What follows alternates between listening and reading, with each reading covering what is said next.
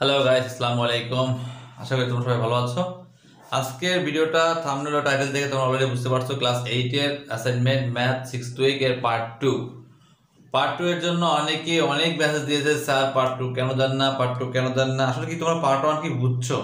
তোমরা আসলে কি করো আমি বুঝতে পেরেছি, এতদিনে অ্যাসাইনমেন্ট দিয়ে যেটা যে না বুঝে ঘেটাঘাট তুলে ফেলো, বোঝার কোনো চিন্তা ভাবনা নেই। এবং ইউটিউবে তো প্রচুর অ্যাসাইনমেন্ট আছে, প্রচুর পরিমাণে ভুল, এবং সবাই ভুল আমি তা বলছি না, কিছু কিছু ভুল প্রায়ই ভুল যারা মানে ভিউ পাওয়ার জন্য দিয়ে দিচ্ছে অ্যাসাইনমেন্ট, এবং তোমরা ওটা দেখে দেখে ঘেটাঘাট তুলে ফেলো, কিন্তু আবার আসলে বুঝছো কিনা, এই জন্য আমি পার্টটা লেট করে দিয়েছি।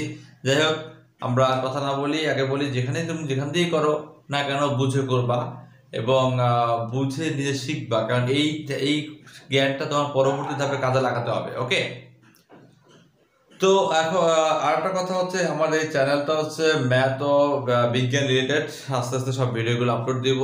তো এই ম্যাথ এবং বিজ্ঞান রিলেটেড বেসিক ডেভেলপ করার জন্য তোমরা এখানে সাবস্ক্রাইব করে বেল বাটন অন করে রাখো, ফলে সামনে যত ভিডিও আসবে সবগুলো তোমরা দেখতে পারবে।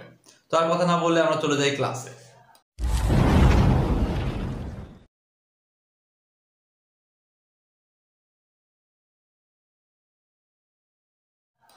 তো আমরা সংক্ষিপ্ত প্রশ্নের পার্টটা রেখেছি হচ্ছে যে দুটো পার্ট, একটা এই পার্ট 2 আর কি, সংক্ষিপ্ত প্রশ্ন খ ও সৃজনশীল লাস্টে যেটা আছে সেটা হচ্ছে সৃজনশীল 3।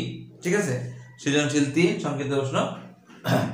তো আমরা পার্ট 2 যেটা রেখেছি সেটা হচ্ছে সৃজনশীল 3 ও সংক্ষিপ্ত প্রশ্ন খ, এবং পার্ট 1 এ তো সংক্ষিপ্ত প্রশ্ন ক ছিল, সৃজনশীল 1 2 ছিল। যা তোমরা যারা এখনো করোনি তারা অবশ্যই লিংক দেওয়া থাকবে, এবং আমার চ্যানেলে ঢুকে তোমরা খুঁজে দেখতে পারো 6 টু 8 ম্যাথ অ্যাসাইনমেন্টের বাকি পার্টটা। ওকে, পার্ট 1টা। তো পার্ট 2 এ যেখানে সংক্ষিপ্ত প্রশ্ন ক্ষয়ে যেটা আছে, যে কিছু কিছু প্রশ্ন আছে কনফিউজিং করার মতো, আসলে কনফিউজিং করার কিছুই না। যেমন প্রথম প্রশ্ন আছে আয়ত আয়তক্ষেত্রের পার্থক্য করো। তো আমরা ছোটবেলা থেকে পার্থক্য কি করছি, মাঝখানে একটা দাগ দিয়ে এই পাশে একটা লিখেছি, এই পাশে একটা লিখেছি। ঠিক আছে, এবং যাই লিখেছি তার প্রত্যেকটার একটা পার্থক্য আমরা আলাদা লিখতে পারছি। ঠিক আছে, এখানেও পার্থক্য ওভাবে লিখতে তুমি ইচ্ছে করলে পারো, কিন্তু কথা হচ্ছে যে আয়তক্ষেত্র কি? আয়তক্ষেত্র হচ্ছে আয়ত দ্বারা সীমাবদ্ধ ক্ষেত্র, সেটা আয়তক্ষেত্র। বর্গক্ষেত্র বর্গ দ্বারা সীমাবদ্ধ ক্ষেত্র, মানে ক্ষেত্র বলতে জায়গা বোঝায়। ঠিক আছে, বা কালি, মানে আছে ক্লাস 7 তোমরা কালি পড়েছো, সেটা কালি বা জায়গা বোঝায়। তো এখানে যে প্রথমে আয়ত আয়ত কি, আয়ত সংখ্যাটা আমি দিয়েছি পুরো ছোটবেলার সংখ্যা। ঠিক আছে, এইটা সংখ্যাটা দিলেও হবে, অর্থাৎ এইটা তুমি সংখ্যাটা দাও যে সমান্তরিকের একটি কোণ সমকোণ তাকে আয়ত বলে, তাও কিন্তু হবে। আমি যদি পুরোটা যে চতুর্ভুজের বিপরীত বাহুগুলো পরস্পর সমান ও সমান্তরাল এবং কোণগুলো সমকোণ তাকে আয়ত বলে। আর আয়ত চারটি কোণই কি সমকোণ, এবং আয়তের কর্ণদ্বয় পরস্পর সমান, একটা বৈশিষ্ট্য দিয়ে দিলাম আয়তের। এই হলো কথা। আর আয়তক্ষেত্রের বৈশিষ্ট্য আর কি দিব, আয়ত দ্বারা সীমাবদ্ধ ক্ষেত্রই হচ্ছে আয়তক্ষেত্র। হ্যাঁ, ওই যে আয়ত যেখানে থাকবে সেই যে ক্ষেত্রটা, সেটাই হচ্ছে আয়তক্ষেত্র। তো এখানে নতুন করে আর কিছু বলার আমার মনে আর কিছু নেই। তো এই তোমরা এইভাবে লিখতে পারো, বইয়ের সংখ্যা দিয়ে লিখতে পারো বা এইভাবে লিখতে পারো। 2 নম্বরে যে ট্রাপিজিয়ামের ক্ষেত্রফল। ট্রাপিজিয়ামের ক্ষেত্রফল একটা সূত্র, যে হাফ ইন্টু সমান্তরাল বাহুদ্বয়ের যোগফল ইন্টু মধ্যবর্তী দূরত্ব বলে, কেউ উচ্চতা বলে, তোমার যেটা ইচ্ছা। অর্থাৎ ট্রাপিজিয়ামের আমরা জানি দুটো বাহু কি সমান্তরাল। আমি এঁকে দেখাই, যেমন এই ট্রাপিজিয়াম মানে কি স্কেলের উপরে একটা দাগ এবং নিচে একটা দাগ বড় দাও, তাহলে এই দুটো বাহু সমান্তরাল, এদের যোগফল। এবং মধ্যবর্তী দূরত্ব কি, এইটা মধ্যবর্তী দূরত্ব না, এটা কিন্তু মধ্যবর্তী দূরত্ব না, এটা তির্যক বাহু। এটা কি তির্যক বাহু? মধ্যবর্তী দূরত্ব এখানে লম্ব আঁকা হয়, এই মধ্যবর্তী, তো এখানে লম্বও বলতে পারো অথবা উচ্চতাও বলতে পারো, এটাকে উচ্চতাও বলতে পারো বা লম্ব বলতে পারো, অথবা দুই বাহুদের মধ্যবর্তী দূরত্ব বলতে পারো, বা লম্ব দূরত্ব বলে অনেকে। হ্যাঁ, যে সমান্তরাল বাহুদের লম্ব দূরত্ব। ঠিক আছে, এটা ইচ্ছা তুমি যেভাবে লেখো। ঠিক আছে, অ্যাসাইনমেন্ট প্রজেক্ট তুমি যেভাবে লেখো। তো সমান্তরাল বাহুদের যোগফল হাফ ইন্টু এই বা উপরের বাহু নিচের বাহুর যোগফল ইন্টু হচ্ছে কি এই সমান্তরাল বাহুদের মধ্যবর্তী দূরত্ব অথবা উচ্চতা, যেটা লেখো উচ্চতা লিখলেও হবে। এবারে ঘনক ও ঘনবস্তু, ওই আয়তকার আয়ত এবং আয়তক্ষেত্রের মতো। এটা ঘনক বলতে কি বোঝে আমরা অলরেডি জানি, যে ঘনক ছক্কা। এখানে ছক্কা হচ্ছে যে তোমরা ওই খেলো না, কি বলে যে লুডু খেলো, তার ছক্কা কিন্তু ঘনক। রুবিক্স কিউব কিন্তু ঘনক। হ্যাঁ, অর্থাৎ ঘনক কিন্তু একটা ঘন বস্তু, কিন্তু তার দৈর্ঘ্য বস্তু উচ্চতা কি সমান। ঠিক আছে, আর ঘনবস্তু হচ্ছে তার দৈর্ঘ্য বস্তু উচ্চতা আছে। হ্যাঁ, ঘনকেরও দৈর্ঘ্য বস্তু উচ্চতা আছে, কিন্তু এর পরিমাপ কি সমান। আর ঘনবস্তু যে দৈর্ঘ্য উচ্চতা আছে, অর্থাৎ ঘনবস্তু থেকেই কিন্তু ঘনক। ঠিক আছে, ঘনবস্তু থেকেই ঘনক একটা একটার সাথে রিলেটেড, জাস্ট এখানে পরিমাপ একটু পরিমাপের দিক থেকে ভিন্ন। তো আমি লিখি যে আয়তাকার ঘনবস্তু, আয়তাকার হতে পারে বা যে ঘনবস্তু হতে পারে, লেখো আয়তাকার ঘনবস্তুর দৈর্ঘ্য প্রস্থ উচ্চতা সমান তাকে ঘনক বলে, গেল। এরপরে অথবা যার দৈর্ঘ্য প্রস্থ উচ্চতা একই পরিমাপ বিশিষ্ট, এটাও লিখতে পারো, যে বস্তুর বা যার দৈর্ঘ্য বস্তুর একই পরিমাপ বিশিষ্ট তাকে ঘনক বলে। ঘনকের প্রত্যেকটি তল হতে বর্গক্ষেত্র, প্রত্যেকটা তল যে বর্গক্ষেত্র, ঠিক আছে। যেমন যদি সংজ্ঞা দিতে পারো তুমি, যেমন ছক্কা, যেমন লিখে তুমি লিখতে পারো ছক্কা, ঠিক আছে। অথবা অথবা লিখতে পারো হচ্ছে রুবিক্স কিউব, অথবা লিখতে পারো রুবিক্স কিউব, তুমি যেটা লেখো ছক্কা অথবা রুবিক্স কিউব, রুবিক্স কিউব, এটা তো এটা কিন্তু তোমাদের খেলনা, এটা কিন্তু খেলনা, এইভাবে এটা হলো ঘনবস্তু, ঠিক আছে। এরপরে হচ্ছে ঘনক। তো ঘনবস্তু কি? ঘনবস্তু যে সকল বস্তু বা যে বস্তুর দৈর্ঘ্য বস্তু উচ্চতা আছে তাকে ঘনবস্তু বলে। যেমন ইট, বই, খাতা, এগুলো হচ্ছে ঘনবস্তু। এবং ইচ্ছে করলে এটাও লিখতে পারো যে ঘনবস্তুর প্রত্যেকটি তল আয়তক্ষেত্র হতে পারে, বর্গক্ষেত্র হতে পারে, তাই আমি লিখি নাই, কারণ এখানে ঘনকও কিন্তু একটা ঘনবস্তু, ঘনকও কিন্তু একটা ঘনবস্তু, ঠিক আছে। তো সেজন্য এখানে আর উদাহরণ এভাবে দেইনি যে এখানে যে ঘনকের প্রত্যেকটি তল বর্গক্ষেত্র, এই কথাটা আমি লিখি নাই, তোমাদের ইচ্ছা তুমি তোমার মতো করে লিখতে পারো। 4 নম্বর প্রশ্ন কি বলেছে? 4 নম্বর প্রশ্ন একটা শর্ট ম্যাথ দিয়েছে, সেই ম্যাথটা হচ্ছে বেলন নিয়ে, বেলনের সূত্র অলরেডি আমি শিখিয়েছি তোমাদের, মানে তোমাদের আমার স্টুডেন্টদের শিখিয়েছি। আর যদি তোমরা বেলনের সূত্র কিভাবে আসলো এটা জানতে চাও, নতুন যারা আছো তারা কমেন্টে লিখে দিতে পারো, আর বেলনের সূত্রটা আপনি ভিডিও দেন, তাহলে আমি এই চ্যানেলে ভিডিও দিব, ওকে। তো যেটা বলতেছিলাম যে এখানে 4 নম্বরে আমরা আছে বেলুনের ব্যাসার্ধ দেওয়া আছে 3.75 সেন্টিমিটার, উচ্চতা দেওয়া আছে 11.50 সেন্টিমিটার, ঠিক আছে, এগুলো কিন্তু দেওয়া আছে। তো আমরা জানি বেলুনের সমগ্র তলের ক্ষেত্রে, সমগ্র তল বলতে কিন্তু উপরে নিচে সব চারপাশে, মানে সমগ্র তলটা যতগুলো তল আছে সব তলের ক্ষেত্রফল হচ্ছে 2πr × r+s বর্গ একক। বর্গ একক অবশ্যই লিখতে হবে, অনেক কিছু লেখে না, ভুলে লিখতে হবে। তাহলে আমরা 2 পায়ের মান 3.1416 দেখছি, তোমাদের বইয়ে 3.14 দেওয়া আছে, 14 দিলে মান একটু কমে যাবে, এটাই ইচ্ছে তুমি যেভাবে দিবা। তো আমি 1416 দেখছি, কারণ পায়ে একটা অম্লর সংখ্যা, তো এটা অনেক বড় হতে পারে। তো এখানে এবং এই মানগুলো আমরা বসাইছি, যোগ করে দেবো, এটা আসবে প্রায় লিখবো অবশ্যই, কারণ পায়ের মান প্রায় কিন্তু পায়ের মান অসংখ্য হতেই পারে, পায়ে কিন্তু কোনো শেষ নেই, ঠিক আছে, অর্থাৎ এটা কিন্তু সামনে যেতেই থাকবে। তো সেজন্য প্রায় দিবা, তো ক্যালকুলেশন করে এটা আসবে। অথবা তুমি 3 to 1ও দিতে পারো, কারণ 0 পরে 5 আছে, 3 to 1 আমি বাড়াই আর দিলাম না, আমি যেভাবে সেভাবে রেখে দিলাম, 4টা সংখ্যা লিখলাম। তো এই হচ্ছে তোমার 4 নাম্বারটা। আমরা চলে যাব 5 নম্বর প্রশ্নে।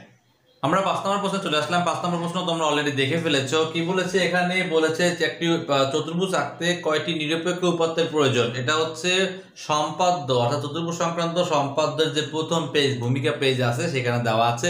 তোমরা অবশ্যই এখানে ওখান থেকে পড়বে, ওখান থেকে পড়ে দেখে নিবে, ঠিক আছে, কারণ দাগিয়ে দাগিয়ে বইয়ে পড়া উচিত, বেসিকটা মাথার মধ্যে ঢুকানো উচিত। বেসিক কিন্তু কখনো চেঞ্জ হয় না, যেমন এটা কিন্তু কখনো চেঞ্জ হবে না, এটা ইউনিভার্সাল ট্রুথ, আজীবন থাকবে। তো এই বেসিকগুলো তোমার মাথায় নিবে। কি বলছে? চতুর্ভুজ আঁকতে কমপক্ষে 5টি অনন্য নিরপেক্ষ উপাত্তের প্রয়োজন। 5টি উপাত্ত ছাড়া চতুর্ভুজ আঁকা সম্ভব না। হ্যাঁ, কিছু কিছু চতুর্ভুজ আছে যেটা একটি উপাত্ত হয়ে যায়, যেমন বর্গক্ষেত্র। আমরা জানি একটা বাহু হলে বর্গক্ষেত্র আঁকা যায়, কিন্তু সমকোণ কিন্তু, যেহেতু আমরা জানি বর্গক্ষেত্র মানে কি, বর্গক্ষেত্র মানে হচ্ছে তোমার যার এই কি বলে সবগুলো বাহু সমান এবং কোন একটি সমকোণ, এটা ভিন্ন কথা। রম্বসে একটা কোণ একটা বাহু হলে সেটা আঁকা যায়, এটা রম্বস ও বর্গক্ষেত্রের ক্ষেত্রে আলাদা আলাদা। তো এখানে মাথায় রাখবো, তাহলে আমরা এমনি চতুর্ভুজ আঁকতে কমপক্ষে 5টি অনন্য নিরপেক্ষ উপাত্তের প্রয়োজন। সেটা হচ্ছে 4টি বাহু, একটি কোণ হতে পারে, 4টি বাহু, একটি কর্ণ, 3টি বাহু এবং 2টি কর্ণ, 3টি বাহু ও এদের অন্তর্ভুক্ত 2টি কোণ, 2টি বাহু ও 3টি কোণটা আমি একটু লিখে দিলাম যাতে কনফিউশনটা তোমাদের দূর হয়। তোমরা ইচ্ছে করলে এটা লিখে দিতে পারো। তো আমরা চলে যাই 6 নম্বর প্রশ্নে। 5 নম্বর প্রশ্ন আমরা তোমরা বুঝেছো জিনিসটা, আবার তোমরা সেগুলো আরেকটু লিখে দিতে পারো। যে কথা বলছিলাম যে কিন্তু বর্গক্ষেত্র আঁকতে একটি উপাত্তের প্রয়োজন, কমপক্ষে বর্গক্ষেত্র আঁকতে, আবার যদি এবং আয়তক্ষেত্র আঁকতে তোমার 2টি উপাত্তের প্রয়োজন, ঠিক আছে, 2টি বাহুগুলি হয়, এবং রম্বস আঁকলে একটি কোণ এবং একটি বাহুর প্রয়োজন, ঠিক আছে, এই 3টা ভিন্ন ভিন্ন। এবং এমনি কিন্তু চতুর্ভুজ আঁকতে কমপক্ষে 5টি অনন্য নিরপেক্ষ উপাত্তের প্রয়োজন হবে। আশা করি তোমরা বুঝতে পেরেছো, আমি কিন্তু ডিটেলস বলে দিলাম। এরপরে 6 নম্বরে, যে কোনো সরলরেখা একটি বৃত্তকে সর্বাধিক 2টি বিন্দুতে ছেদ করতে পারে। হ্যাঁ, এই জিনিসটা হচ্ছে আমাকে দেখাতে বলছে যে একটি সরলরেখা একটি বৃত্তকে কয়টি বিন্দুতে ছেদ করে, কারণ সরলরেখা এটা তো বক্ররেখা না। তাহলে তুমি এটা ইচ্ছে করলে এটা একে যেমন দিয়ে তুমি আঁকতেও পারো, নিচে পেন্সিল দিয়ে একটা বৃত্ত এঁকে দেখালা, এবং একটি সরলরেখা এইভাবে একটা সরলরেখা আঁকলা, ঠিক আছে, সরলরেখাটা যদি কেন্দ্র দিয়ে যায় তাহলে তো সেই ব্যাসের হবে। তাহলে এই একটা সরলরেখা কিন্তু এ বি একটা সরলরেখা, যা বৃত্তকে ধরো সিডি বিন্দু সেট করছে, এর বেশি বিন্দু কিন্তু সেট করা সম্ভব না, যেদিক দিয়ে সরলরেখাটা যায় এর বেশি বিন্দু সেট করা সম্ভব না। সি আর ডি বিন্দু সেট করেছে, যদি এদিক দিয়ে যায় দুই বিন্দু সেট করবে। কারণ যদি বক্ররেখা হতো তাহলে এইটা এরকম হইতো, তাহলে কিন্তু একটা দুইটা তিনটে বিন্দু সেট করবে, ঠিক আছে। বক্ররেখা, এটা কি সরলরেখা। তুমি ইচ্ছে করলে এরকম চিত্র পেন্সিল দিয়ে আমরা চিত্র যে অকেন্দ্রবিষ্ট বৃত্ত বা বৃত্তকে এবি সরলরেখা সি ও ডি বিন্দুতে ছেদ করে। তুমি চিত্র দিতে পারো, এটি লেখাটা লিখে যে কোনো সরলরেখা একটি বৃত্তকে সর্বাধিক দুটি বিন্দু ছেদ করতে পারে। নিচে লিখতে পারো যে ওকে এই বৃত্তটা আঁকলা, তারপরে এবি সরলরেখা আঁকলা এবং সি ও ডি, এবং নিচে লিখে দিলা যে অকেন্দ্র বিশিষ্ট বৃত্তে, হ্যাঁ, চিত্রে অকেন্দ্র বিশিষ্ট বৃত্তকে এবি সরলরেখা সি ও ডি বিন্দুতে ছেদ করেছে, ঠিক আছে। তাহলে আর একটু স্ট্যান্ডার্ড হয় বিষয়টা। এখন এটা তোমার ইচ্ছা, তুমি কি স্ট্যান্ডার্ড করতে চাও না নর্মাল করতে চাও। আমি জাস্ট দেখাই দিলাম, যে জন্য এখানে লিখলাম না, কারণ অনেকে বলবে স্যার সংক্ষিপ্ত প্রশ্ন, আর অনেকে বলবে না স্যার আমি লিখে দিব, এটা তোমাদের ব্যক্তিগত ব্যাপার। তো আমরা যে 7 নম্বর প্রশ্ন এখানে বলছে যে একটা চাকা একবার ঘুরে কতটা অতিক্রম করে। তো চাকার ব্যাসার্ধ দেওয়া আছে কত, 34 সেন্টিমিটার ব্যাসার্ধ, হ্যাঁ। তো আমরা ব্যাসার্ধ দেওয়া আছে, তো আমরা ব্যাস দেওয়া থাকলে ব্যাসার্ধ বের করে নিতাম, কিন্তু ব্যাস দেওয়া নাই, ব্যাসার্ধই দেওয়া আছে, তো এখানে আমাদের ব্যাসার্ধ বের করার দরকার নেই। ব্যাসার্ধকে আর দিয়ে প্রকাশ করা হয়, এটা আমরা জানি। তো আমরা জানি এখানে চাকার ব্যাসার্ধ আর সমান এত, আমরা জানি চাকার পরিধি 2 পাই আর একক, একটু আগে পরিধি টার্ম করছি 2 × 3.1416 × 34, এখান থেকে আমরা বের করে চাকাটি একবার ঘুরে তার পরিধি সমান দূরত্ব অতিক্রম করে। আমরা জানি চাকা যে একবার ঘুরে তার পরিধি যতটুকু তার সমান দূরত্ব অতিক্রম করে, এটা আমরা জানি। আমরা জানিও লিখতে পারো, বা এখন দিয়ে লিখতে পারো, বা যেহেতু লিখতে পারো, যেটা ইচ্ছা। এই লাইনটা লিখলাম, অতএব চাকাটি একবার করে অতিক্রম করে 213.6288 সেন্টিমিটার। প্রায় অবশ্যই লিখবা, কারণ পাই হচ্ছে অমূল্য সংখ্যা, প্রায় লিখতে হবে। এখন তুমি ইচ্ছে করলে 6, 9ও দিতে পারো, 8 এখানে আনতে পারো, অথবা 6 to 9ও দিতে পারো। আমি পুরোটা 4টা সংখ্যা লিখে দিচ্ছি। তো এই হচ্ছে আমাদের সংক্ষিপ্ত প্রশ্ন খ। আমরা চলে যাই নেক্সট সৃজনশীল 3। আমরা সৃজনশীল 3 নম্বর প্রশ্নে চলে আসলাম। সৃজনশীল 3 নম্বর প্রশ্ন জ্যামিতি নিয়ে তৈরি হয়েছে, তোমরা অলরেডি দেখেছো মনে হয় প্রশ্ন। তো আমরা প্রশ্নে চলে যাই, কি বলেছে প্রথম প্রশ্নে একটা ঘুড়ির সংখ্যা, ঘুড়ি আঁকতে বলছে আর কি। তো ঘুড়ির সংখ্যা তো আমরা জানি যে চতুর্ভুজের 2 জোড়া সন্নিহিতবাহু সমান, অর্থাৎ 2 যে সন্নিহিতবাহু মানে কি পাশাপাশি বাহুকে সন্নিহিতবাহু বলে, তার 2 জোড়া সন্নিহিতবাহু সমান, তাকে হচ্ছে ঘুড়ি বলে। নিচে চিত্রে ঘুড়ি আঁকি, তো ঘুড়ি কিভাবে আঁকবা এই জন্য চিত্র আঁকি নেই, দেখো একে দেখাচ্ছে। প্রথমে একটা রেখা আঁকতে পারো, বা এই রেখা না এঁকে এটাও করতে পারো যে স্কেল দিয়ে দুটো ফোঁটা নিতে পারো। স্কেলে দুটো ফোঁটা নিলে, ঠিক আছে, দুটো ফোঁটা নিয়ে এই ফোঁটা অর্থাৎ এই বিন্দু, দুটো ফোঁটা বা দুটো বিন্দু নিলাম, এই বিন্দুকে কেন্দ্র করে যে কোনো ব্যাসার্ধ নিয়ে একটি বৃত্তচাপ আঁকবা। আবার এই বিন্দুকে কেন্দ্র করে যে কোনো ব্যাসার্ধ নিয়ে আরেকটা বৃত্তচাপ আঁকবা, ঠিক আছে, একটা দুটো বৃত্তচাপ পেয়ে গেলা। আবার এখানে কিন্তু এইটার চেয়ে বেশি নিবা, আরেকটা বৃত্তচাপ আঁকবা এর দিকে। আবার এই বিন্দু কেন্দ্র করে এইটা চেয়ে কিন্তু বেশি নিবা, এখানে বৃত্তচাপ আঁকবা, ঠিক আছে। তো এখন এটা যোগ করে দিলা, এটা যোগ করে দিবা, তারপর এটা যোগ করে দিবা, তারপর এটা যোগ করে দিবা, তারপর এটা যোগ করে দিবা। যেটা কিন্তু অঙ্কনে বিবরণ করতে বলেনি, তো তুমি এখানে এভাবে শুধু চিত্র আঁকলেই পারো, যে ঘুড়ি, এটা ঘুড়ির চিত্র, কথা বোঝা গেছে। এই যে ঘুড়ির চিত্র অনেকে আবার এখানে মাঝখানে যোগ দেয়, এইটা যোগ করে তোমার ইচ্ছে করে যোগ করতে পারো, না যোগ করতেও পারো। আর যদি বলো স্যার আমি চিহ্নিত করলে করতে পারো, তাহলে ধরো এখানে এ বি সি ডি মাথা রাখবা। এখানে এ বি সমান হচ্ছে এডি আর বিসি সমান হচ্ছে সিডি, এটা কথা লিখে দিবা, ঠিক আছে। কারণ এরা হচ্ছে পাশাপাশি সন্নিহিত, এই বাহু দুটো সমান আবার এই বাহু দুটো সমান, তাহলে তাকে কি বলবে, ঘুড়ি বলবে, কথা বোঝা গেছে।